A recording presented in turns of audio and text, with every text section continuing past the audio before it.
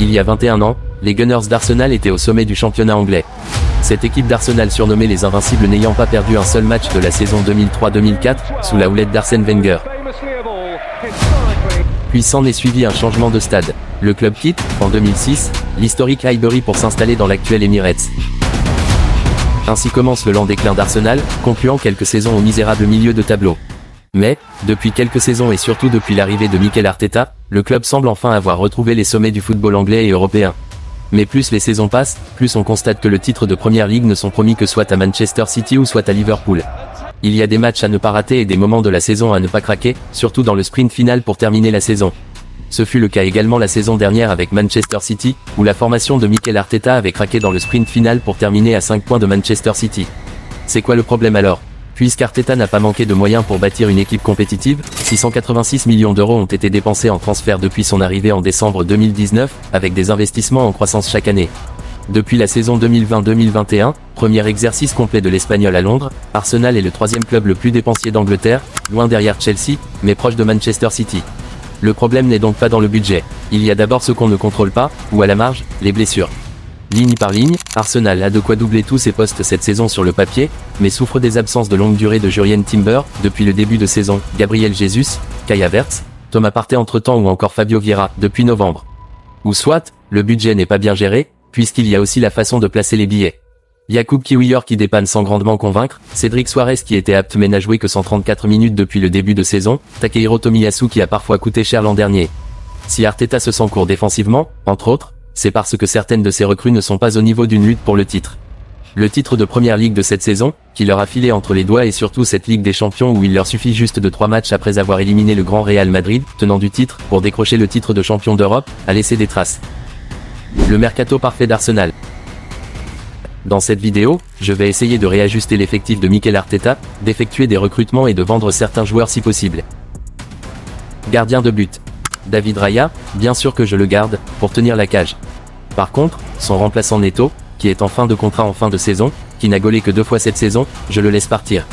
En plus d'après le journal L'Équipe, le club n'a aucune intention de le prolonger. Je fonce sur le gardien de 30 ans, Kepa Arrizabalaga de Chelsea évalué à environ 6 millions, comme second gardien.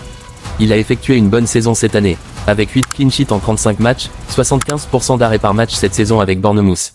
C'est le 3e meilleur gardien, cette saison en Première Ligue avec Bournemouth, avec une note de 7,14. Défense. Je garde la charnière centrale William Saliba et Gabriel si possible. Mais, le problème est que le contrat actuel de William Saliba avec Arsenal expire en juin 2027. Et d'après le journal L'Équipe, des discussions sont en cours pour une nouvelle prolongation, puisqu'il est convoité par de grands clubs européens tels que le Real Madrid, l'AC Milan et Manchester United. Ainsi pour assurer la turnover à la défense et se préparer pour le futur incertain de Saliba, je déverse ma dévolue sur un autre défenseur central, plus jeune, profil similaire, qui évolue au FC Nantes, Nathan Zézé.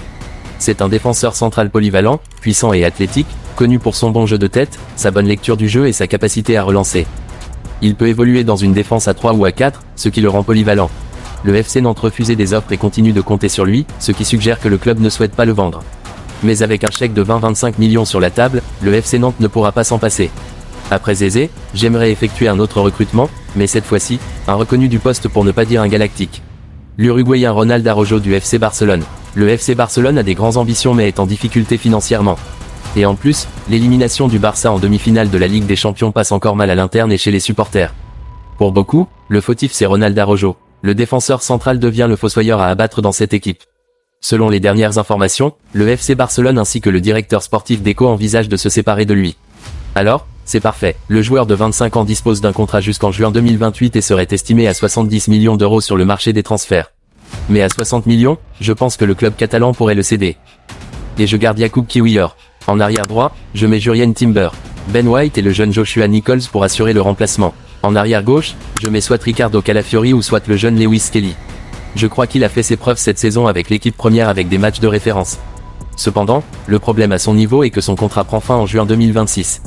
Du coup, il pourrait partir libre la saison prochaine si aucun accord de prolongation n'a été trouvé, puisque d'après les dernières informations, les pourparlers de renouvellement avec le club ne se déroulent pas très bien. J'espère sincèrement que le club arrivera à trouver un accord avec lui.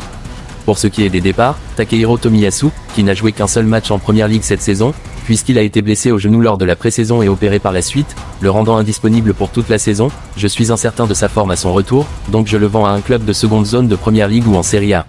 Entre-temps surévalué à 35-40 millions, il ne manquera pas de prétendants, 25 à 30 millions, je le vends. Ensuite le bon vieux Zinchenko, l'un des joueurs les plus surcotés en Europe, selon moi, 35 millions d'euros, un mauvais pari. Comme il lui reste un an de contrat, je profite pour soutirer un peu d'argent à un club saoudien ou européen. Estimé à 20 millions d'euros, je pourrais le vendre à 40 millions à un club saoudien, ou à 20-25 millions à un club européen. Quant à Kieran Tierney, il a déjà signé un accord de principe avec Celtic, puisque son contrat expire le 30 juin. Donc, il part libre. Milieu de terrain. Au milieu de terrain, je garde le trio, Declan Rice, Thomas Partey et Martin Odegaard. Mais l'avenir de Partey est encore incertain, car son contrat avec Arsenal arrive à son terme le 30 juin 2025. Il est donc en fin de contrat avec le club. Les négociations pour une prolongation de contrat sont en cours, mais le club n'a pas encore annoncé de décision. Son absence de la liste des éléments d'ores et déjà libérés au 30 juin prouve que l'espoir n'a pas totalement disparu. J'espère sincèrement qu'il prolonge. Cependant, on pourrait s'attendre à tout dans le football, du coup je compte effectuer 2 autres recrutements au milieu de terrain en plus de Mikel Merino et Fabio Vieira, revenir de près de FC Porto. Le premier recrue est un nom qui est revenu souvent cette saison. Il s'agit de Martin Zubimendi de la Real Sociedad. Un milieu défensif moderne, connu pour sa polyvalence et sa capacité à contrôler le jeu, que ce soit avec ou sans le ballon.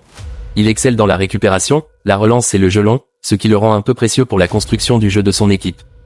Il est capable de s'adapter à différentes tactiques et de contribuer à la fois à la défense et à l'attaque. Et Arteta en est déjà discuté avec lui. Sa clause libératoire est d'environ 60 millions. Avec un bon salaire et son rôle bien défini, je pense qu'il pourrait être intéressé.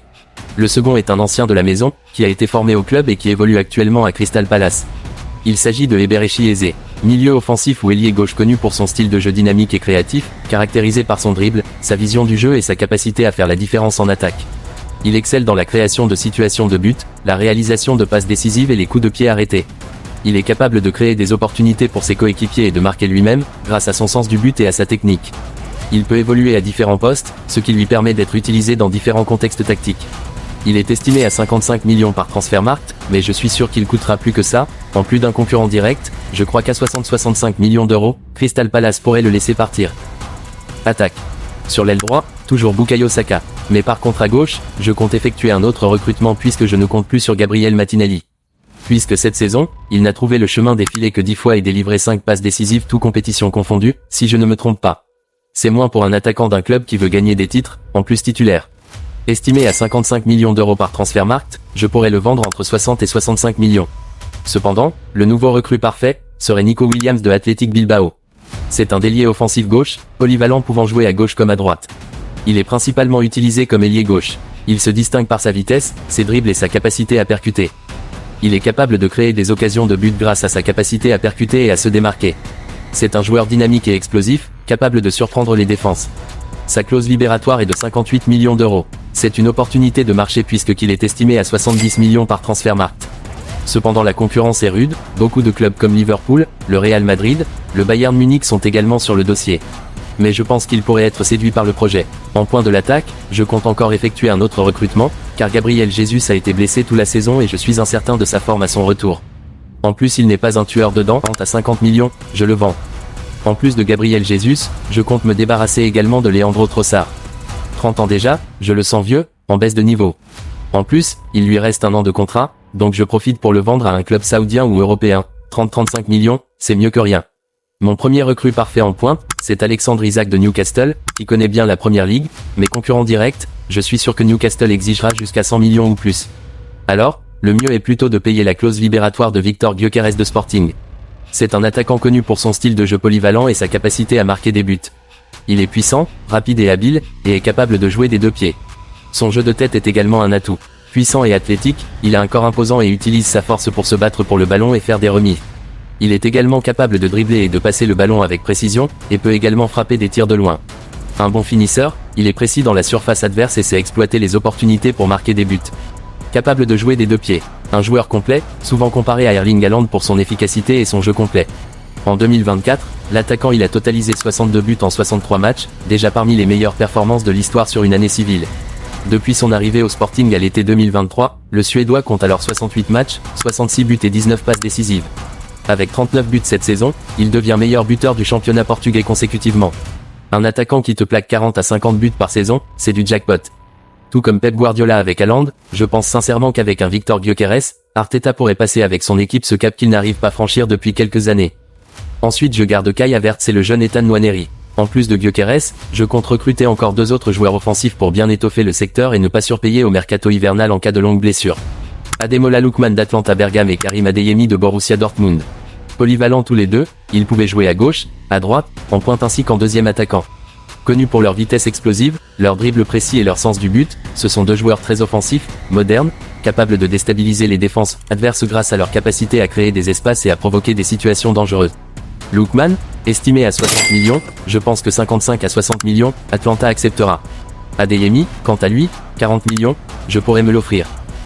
Bon, maintenant je pense qu'avec cet effectif et le manager espagnol, Arteta, ils pourront vraiment se prétendre à plusieurs titres.